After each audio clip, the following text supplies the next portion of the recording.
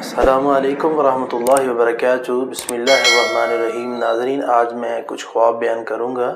جس شخص کو وہ خواب آئیں اللہ تعالیٰ اس کی دعا کو قبول فرمائے گا۔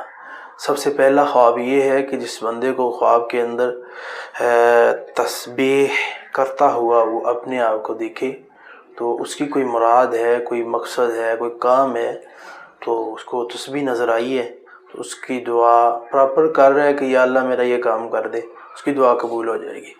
اسی طرح جو شخص خواب کے اندر دیکھتا ہے کہ میں حج کر رہا ہوں یا عمرہ کر رہا ہوں اور اس کی آرزو یہی رہتی ہے کہ میرا فلاں کام ہو جائے اور وہ دعا بھی کرتا رہتا ہے تو اللہ اس کی دعا قبول کرے گا۔